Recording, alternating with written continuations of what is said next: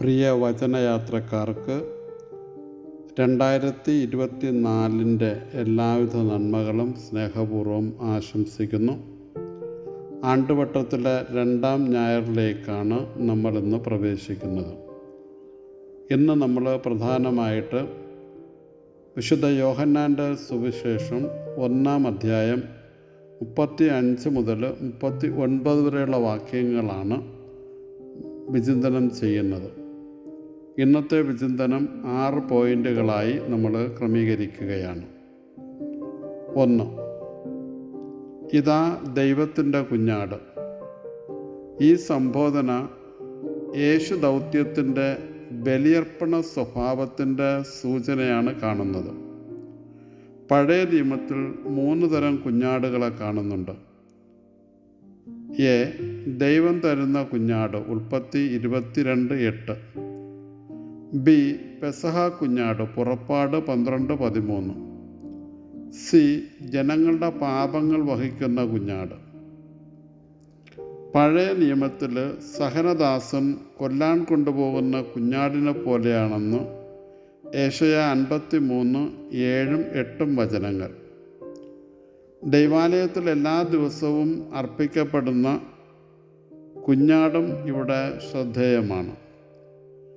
തിന്മയെ നശിപ്പിക്കാൻ അധികാരമുള്ള കുഞ്ഞാടിനെക്കുറിച്ച് വെളിപാട് 5:6, 17-14 പരാമർശമുണ്ട്. സ്നാപകയോഹന്നാൻ്റെ ഈ ഉദ്ഘോഷണം, അതായത് ഇതാ ദൈവത്തിൻ്റെ കുഞ്ഞാട് എന്നത് സുവിശേഷ പ്രഘോഷണത്തിൻ്റെ അന്തസ്സത്തെയാണ്. ഈ ഉദ്ഘോഷണത്തിൽ ദൈവത്തിൻ്റെ സ്നേഹം, വിശുദ്ധി, പ്രശാന്തത, വിനയം, സൗമ്യപ്രകൃതി, സഹിഷ്ണുത, നിഷ്കളങ്കത, അനുസരണം എന്നിവ അടങ്ങിയിരിക്കുന്നു. 2.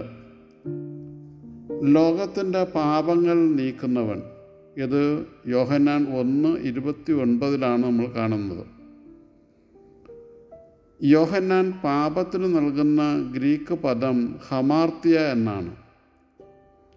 യോഹന്നാൻ ഈ പദം സുവിശേഷത്തിൽ 17-14 പ്രാവശ്യവും ഏകവചനമായി ഊന്നൽ കൊടുത്ത് പ്രയോഗിച്ചിരിക്കുന്നത് ദൈവമാകുന്ന ലക്ഷ്യത്തിൽ നിന്ന് മനുഷ്യൻ വ്യതിചലിക്കുന്ന അവസ്ഥയായ അവിശ്വാസം എടുത്തു കാണിക്കാനാണ്. ഇന്നത്തെ 2-ാം വായനയിൽ കൊറിന്തോസുകാരോട് അപ്പസ്തലൻ ഓർമ്മിപ്പിക്കുന്നത് അവർ ദൈവത്തിൽ നിന്ന് അകന്നു പോയതുകൊണ്ട് അവർ വ്യഭിചാരത്തിലേക്ക് പോകുന്നു എന്നാണ്.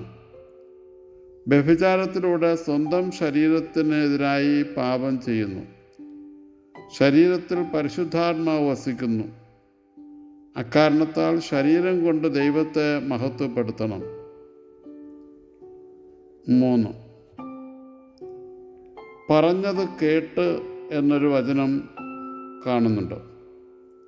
അത് നമ്മെ ഓർമ്മിപ്പിക്കുന്നത് വിശ്വാസവും ശിഷ്യത്വവും ആരംഭിക്കുന്നത് കേൾവിയിലൂടെ അഥവാ ശ്രവണത്തിലൂടെയാണ്.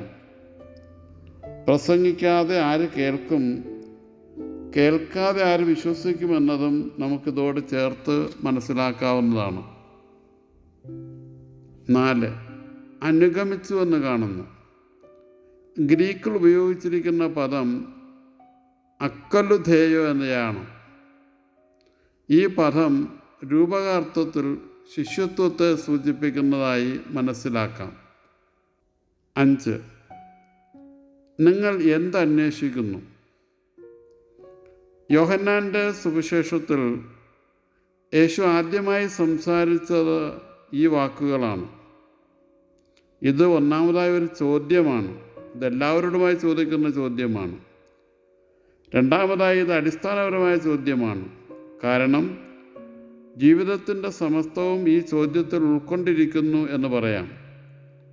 നമ്മുടെ ഹൃദയാഭിലാഷങ്ങളാണ് നമ്മുടെ അന്വേഷണത്തിലൂടെ പ്രകടമാകുന്നത്.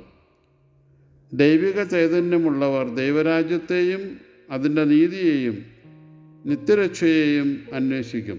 എവിടെയാണ് വസിക്കുന്നു എന്നാണ് ചോദിക്കുന്നത്. യേശു പിതാവായ ദൈവത്തോടൊത്താണ് വസിക്കുന്നത്. 1 1-18 ആഴമായ അർത്ഥത്തിൽ യേശുവിൻ്റെ ഈ ദൈവിക സ്വഭാവം തന്നെയാണ് ഇവിടെ ശിഷ്യന്മാർ അന്വേഷിക്കുന്നത്. അവർ വസിക്കുന്നിടം കണ്ടു എന്നാണ് 6 നമ്മൾ ചിന്തിക്കുന്നത്. ഇതിൻ്റെ വ്യംഗ്യം പിതാവിൻ്റെ വക്ഷസ്സിലേക്കായിരിക്കുന്ന യേശുവിനെ അവർ കണ്ടെത്തിയെന്നാണ്. യേശുവിൻ്റെ ദൈവത്വം തിരിച്ചറിയാത്തവൻ അവിടുത്തെ ശിഷ്യനല്ല. യേശുവിനോടൊത്തായിരിക്കുക എന്നതാണ് ശിഷ്യത്വത്തിൻ്റെ ലക്ഷ്യം. ഗുരു എന്ന വിളി ശിഷ്യരുടെ വിശ്വാസത്തെയാണ് സൂചിപ്പിക്കുന്നത്. അവർ വസിക്കുന്നിടം കണ്ടു എന്ന് പറയുമ്പോൾ യേശു നൽകുന്ന ആഹ്വാനം കൂടെ നമ്മൾ ചിന്തിക്കണം. വന്നു കാണുക. വന്നു കാണുക എന്നത് 6 നമ്മുടെ ചിന്തയുടെ ഭാഗമാണ്. വന്നു കാണുക എന്നത് ആത്മീയ ജീവിതത്തിൻ്റെ തുടക്കമാണ്. വന്നു കാണുക എന്ന ക്ഷണം സുവിശേഷത്തിന് പുറത്ത് ജീവിക്കുന്നവർക്കുള്ളതാണ്. അവൻ വസിക്കുന്നിടം കണ്ടുവെന്നാണ് രേഖപ്പെടുത്തിയിരിക്കുന്നത്. നിങ്ങൾ കേൾക്കുന്നതും കാണുന്നതും പോയി യോഹന്നാനെ അറിയിക്കുക. അന്ധന്മാർ കാഴ്ച പ്രാപിക്കുന്നു, മുടന്തന്മാർ നടക്കുന്നു, കുഷ്ഠരോഗികൾ ശുദ്ധരാക്കപ്പെടുന്നു, ബധിരർ കേൾക്കുന്നു, മരിച്ചവർ ഉയർപ്പിക്കപ്പെടുന്നു, ദരിദ്രരോട് സദ്വാർത്ത പ്രസംഗിക്കപ്പെടുന്നു. മത്തായി 11:4-5 ഇതാണ് യേശുവിൻ്റെ വീട്. ഇതാണ് യേശുവിൻ്റെ സുവിശേഷ ലോകം. ഈ ഇടമാണ് യഥാർത്ഥമായി നമ്മൾ കാണേണ്ടത്. ഇവർക്കുള്ള സദ്വാർത്തയാണ് ലൂക്ക 4:18 യേശു പറയുന്നത്. ബന്ധിതർക്ക് മോചനവും അന്ധർക്ക് കാഴ്ചയും അടിച്ചമർത്തപ്പെട്ടവർക്ക് സ്വാതന്ത്ര്യവും കർത്താവിന് സ്വീകാര്യമായ വത്സരവും പ്രഖ്യാപിക്കാൻ ആത്മാവിനാൽ അഭിഷിക്തനായി യേശു അയക്കപ്പെട്ടിരിക്കുന്നതെന്ന്. വിചിന്തനം 1. ഇന്നിൻ്റെ സഭയും യേശുവിനെയും അവൻ്റെ സുവിശേഷ ലോകത്തെയും അന്വേഷിക്കുകയും കാണുകയും മോചിപ്പിക്കുകയും ചെയ്യുമ്പോൾ സഭ കുഞ്ഞാടായ യേശുവിനോട് ചേർന്ന് നിൽക്കുന്നു. വിചിന്തനം 2. ദൈവത്തിൻ്റെ കുഞ്ഞാടായി നാം ഓരോരുത്തരും മാറണം. ഈശോ ഫലമേൽപ്പിച്ചതും ഇതാണ്: എൻ്റെ കുഞ്ഞാടുകളെ മേയ്ക്കുക.